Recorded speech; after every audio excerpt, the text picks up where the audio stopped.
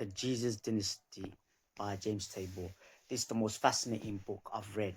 I found out about this some time ago, about a couple of years ago, from blogging theology, a discussion between Brother Paul Williams and Dr. Ali Attai about James the Just.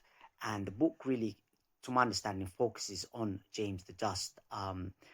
In So James the Just means is relating to a person called Yaqub Siddiqun, meaning Yaqub the righteous, or as they say, James the Just, the righteous one. And this James the Just is the according to this and some historical evidence as well as archaeological evidence, is that James the Just is the brother of Jesus, Isa alayhi salam. So the story goes apparently as Maryam alayhi salam, after having Isa alayhi salam, she was married to a man called Joseph, and with Joseph, did she have more children? That's not clear.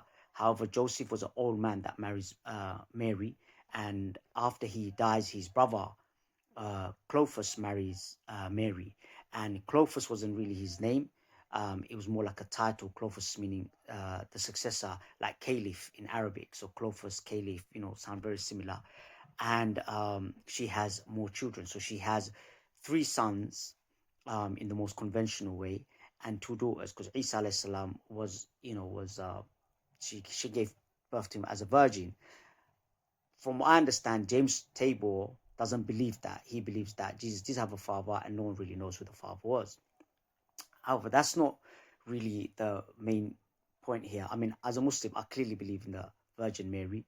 But when we go on to the whole thing of like Jesus being crucified is where everything starts getting very, very kind of tricky, because as far as everyone knew, as it says in the Quran, they did not kill him, they did not crucify him as it appeared to be. So as far as anyone that was there, witness at the time, they saw Jesus get crucified because that's what it appeared to be. However, they go to the tomb and his body is missing, and James Tabor provides a lot of explanation why that the body was missing from the tomb and stuff like that. And things like people claiming that they've seen Jesus after the third day or the second day or 2.5 days. I don't even know, the calculations are all be funny, but he kind of like provides a rational explanation for all of that as well.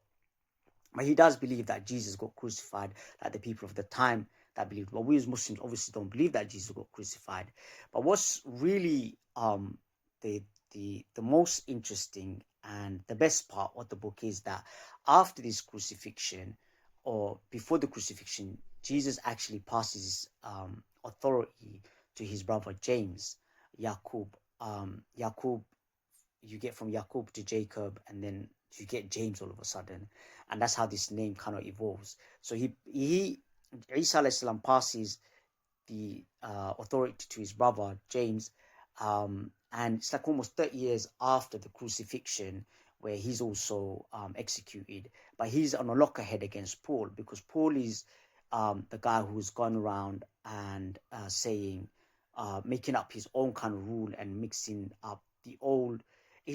Paul is not someone who invents like Hellenized Judaism. That's always has existed, but that's what people like Jesus and Yahya alayhi salam and many other nabis were centered upon Israel to fix them in their theology, because they kept on messing things about.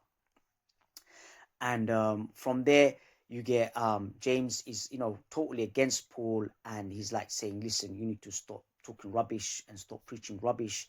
And he's James is really holding on to the law of the Torah and the Injil that was sent to him. It's like none of that changes.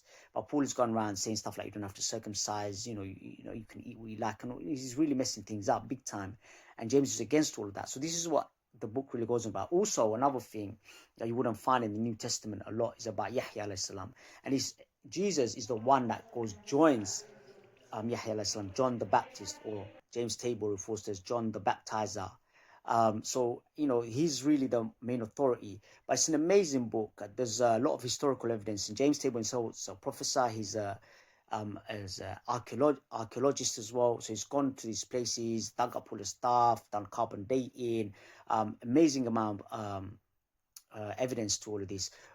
According to James Tabor, today's Muslim are the closest people that could be found historically follow the early followers of Jesus all the way to Rasulullah, known as the Ebionites, also known as the Nazarenes.